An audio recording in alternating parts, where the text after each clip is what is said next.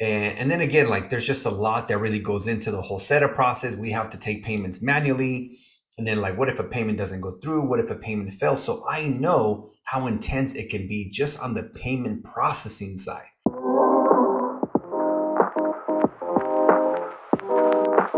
What's going on, everyone, and welcome to the Jorge Contreras Show, a podcast for real estate investors and those who want to build a six-figure Airbnb business with or without owning real estate. And on today's solo episode, I want to talk about why Airbnb makes sense, right? The truth is, there's like tons of platforms out there, VRBO, HomeAway, there's a ton.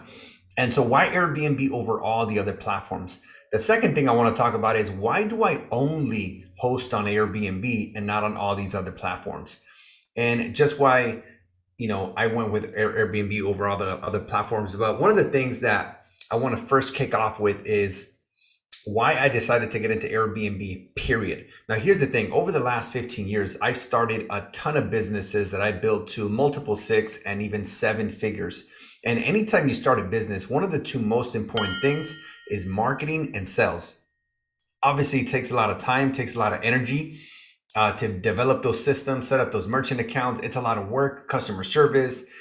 And so the cool thing about starting an Airbnb business is that you don't need a website. You don't need advertising. You don't need to do marketing. You don't need to have a payment processing, a merchant account. You don't even need to take payments. Isn't that cool? So Airbnb actually does all of this for you. Now, here's the crazy part. Airbnb only takes 3% out of the total revenue. So for every $100 that you get, you keep $97. But again, you don't do any sales and you don't do any marketing. Now, for example, other businesses that I started in the past, or even for our education business, right? We need to have a Stripe integration process. They charge like 3% plus a flat fee. And then again, like there's just a lot that really goes into the whole setup process. We have to take payments manually. And then, like, what if a payment doesn't go through? What if a payment fails? So I know how intense it can be just on the payment processing side. Again, as an Airbnb host, when you're using the platform to use your to run your short-term rental business, you don't ever need to do any payment processing. You don't need Stripe. You don't need any of that. The other thing is, again, I don't have a website for my Airbnbs. I don't do any marketing. I don't do any advertising. I am a big believer that if I acquire one of the best properties in the best areas with the right amenities, and we do a great job with the furniture, the decor, the appliances, all the details, and we make it the best property or one of the best properties in the area, that is my marketing. Okay. And as long as we create an incredible 5-star experience for each and every guest, and we get a 5-star review and we get to superhost status. Well, when you get to superhost status, it's not per property, it's per your profile. So when you add a new property to your profile, it just shows up as a superhost, because again, it's on the host, not on the property. But point is when you do all those things right, that is basically your marketing. Like sometimes the best marketing is an incredible experience and a 5-star experience, a 5-star review that you get. And it's just like a snowball effect. So that's the first thing that I wanted to make sure to cover. The other thing is that when you're hosting on Airbnb, you don't have to do any background checks. Now, typically, when you bring in a long-term tenant into your property, you got to do a credit check, a background check, income verification, a lease agreement, all that stuff. But guess what? You don't have to do any of that with Airbnb. Airbnb does the background checks. Airbnb verifies their phone number, their email, their government ID. And there's a lot of flexibility that you have with Instant Book. Like, for example, I do allow Instant Book, which that's exactly what it means. People can instant book my properties, and it actually does help increase your revenue and occupancy. But I have a setting in my instant book that in order to instant book my properties, you have to have a government ID verified through Airbnb. They do all of that, and you have to have great recommendations from other Airbnb hosts who have hosted you. Meaning, if you have no reviews or bad reviews, you cannot instant book my properties. Point is, Airbnb does all those background checks for you. The other thing that Airbnb does for us as host is they have an incredible customer service team. So if the guest ever needs any support, in most cases, they can contact Airbnb directly. Like, let's say they inputted their credit card information and the payment didn't go through. Guess what? They can contact Airbnb. Airbnb will handle that. Or let's say that there was a situation where they wanted to maybe, I don't know, extend their stay. They can contact Airbnb. They can contact us. Long story short, there's a lot of things that Airbnb does on the customer service end that we don't have to do. Now, obviously, when it pertains specifically to the property, if they have questions about, checking in early, checking out late, or increasing the amount of people who are staying at the property, all those things they will communicate with us directly. But nonetheless, there's still a lot that happens that Airbnb takes care of. Another thing that I really like about Airbnb is they actually have a $1 million host guarantee policy that provides you a lot of protection, and that is at no additional cost. That small 3% that they take basically covers that cost. And again, we get to keep 97%. If you ever need to submit a claim, right? Just like when you go to a hotel, they're going to ask for your credit card for incidentals. And if you create any type of damages, guess what? The hotel will charge your credit card. Well, the same thing here. If there was any damages caused by the guest, we have access to their credit card in order to be able to submit a claim up until 14 days after they check out.